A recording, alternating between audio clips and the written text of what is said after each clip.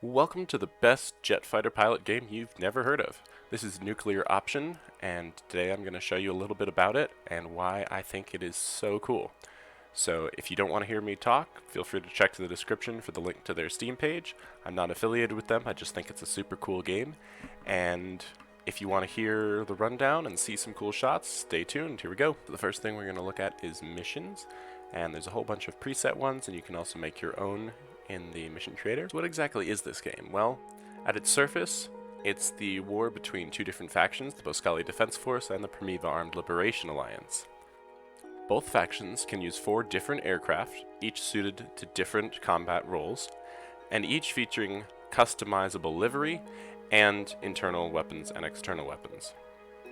Everything from the small and light cricket, which is great for counterinsurgency, light attack roles, featuring a short takeoff and landing and maneuverability.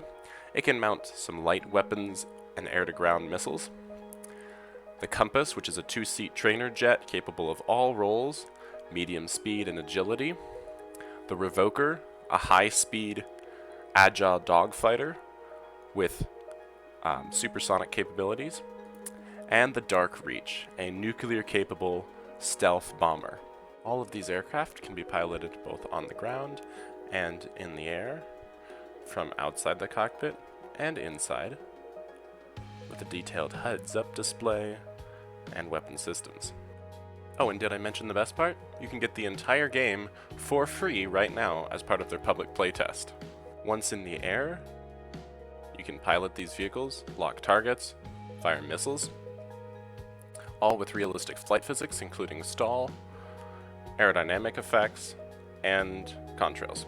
You can complete a variety of missions using your different weapon payloads, including air-to-ground, air-to-air, PvP, and PvE.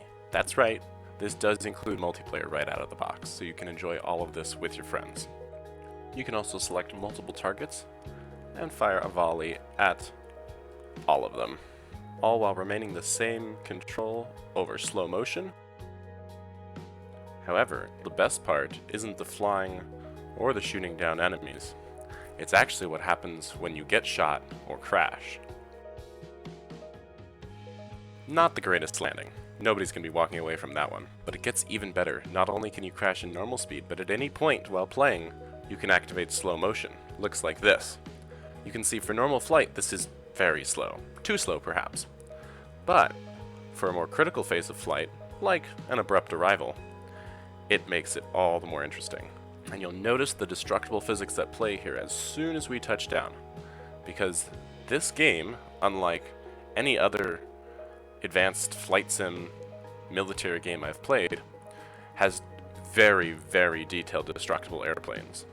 I've never seen destruction physics like this in this type of game before, and it just keeps me playing over and over again. You'll see I start to take dynamic damage. There goes the tail, the nose, and several other important bits. And lastly, yes, the 20 million kilogram nuclear cruise missiles are exactly as cool as you expect. Also, it should be noted that you can destroy air bases, both yours and your enemies, and then they can no longer be spawned from. So if this looks like it's a game you might enjoy, please go check them out. Awesome game. If it looks like it's a bit difficult, don't worry, I'm going to have lots of tutorials coming out in the next few weeks, going over absolutely everything you need to know, from how to take off, how to fly, land, use weapons, systems, all of the different vehicles, enemies, mission editor, everything. So stay tuned for that. Feel free to subscribe if you want to see those future videos, and I hope you enjoy flying around as much as I do. Cheers!